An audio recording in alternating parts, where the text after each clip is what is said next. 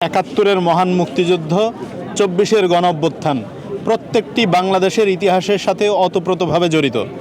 যারা আমাদের একাত্তরের স্বাধীনতাকে বিশ্বাস করে না, তারা বাংলাদেশের রাজনীতি করার কোনো অধিকার রাখে না।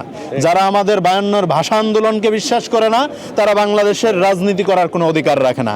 যারা একাত্তর সালের সেই মহান মুক্তিযুদ্ধকে অবিশ্বাস করে এবং তারা বিরোধিতা করেছিল, তারা যখন আজকে এই শহীদ বেদিতে এসে ফুল দেয়, এখানে এসে ন্যারেটিভ তৈরি করে, সেটা এই জাতির জন্য দুঃখজনক।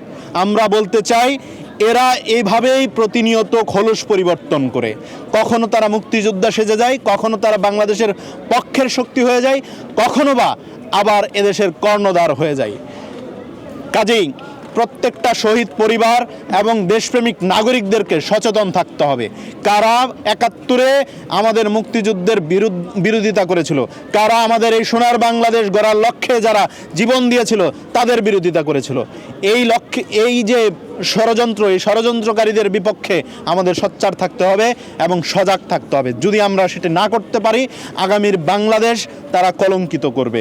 যেভাবে আমরা দেখেছি এক বিশ্ববিদ্যালয় থেকে আরেক বিশ্ববিদ্যালয় পরাজিত শক্তিদের হাত ধরে তারা বিভিন্নভাবে জয়ের পতাকা দেখিয়েছে, জয়ের বিজয় দেখিয়েছে, বিভিন্নভাবে তারা দেখিয়েছে, কিন্তু এখন চাচ্ছে পুরো দেশটাকে তারা গিলে খেতে।